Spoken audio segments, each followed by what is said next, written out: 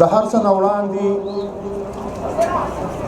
په افغانستان ټول ولس او بالخصوص هغه کسان د هغه کسانو قریبان چې په دغه ازادي د ورځې د دغه وطن د ازادۍ دپاره قربانۍ ورکړي دي، شهادتونه یې ورکړي دي، زخمونه یې ګاللي دي، بندونه یې ګاللي دي او دربدرۍ چاپې وهلو ټکولو زرشنۍ و خوابدۍ یې ګاللي دي.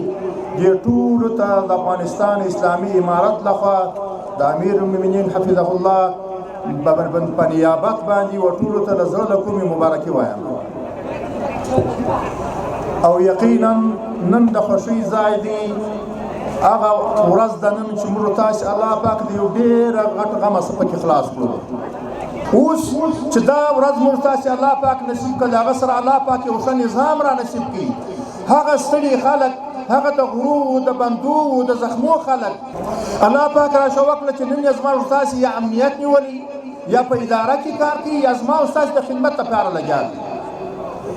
ګورئ دا اوس هم د ذهنه ونه باسي، دې ته ښه متوجه سي. دغه چې نن پر سړکو ولاړ دي، پر چک پنډو ولاړ دي، وګرمۍ ته ولاړ دي، هېڅکله دا ګمان ونه کوي چې دا په تنخوا ولاړ دي. د دوی تنخوا د یوې سفریې برابره ده چې خالي کور ته ځان په رسوي.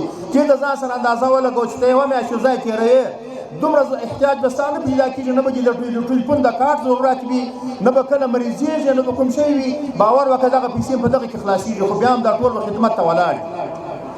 دا ځکه ولاړ دي، په هغه نیت ولاړ دي چې اوس هم د دوی دغه ولاړ هماغسې جهاد دی لکه په سنګر کې چې ځکه دوی اسلامي نظام ساتلی دي، دوی د اسلامي نظام سپایان دي، دوی ستاسې د امنیت ساتندویان دي، دوی ستاسو د هغه چې تاسو ته خدای مکه هغه کومه ویره متوجه وه، هغه مشکلات متوجه وه، د هغه د ورکولو لپاره ولاړ دي.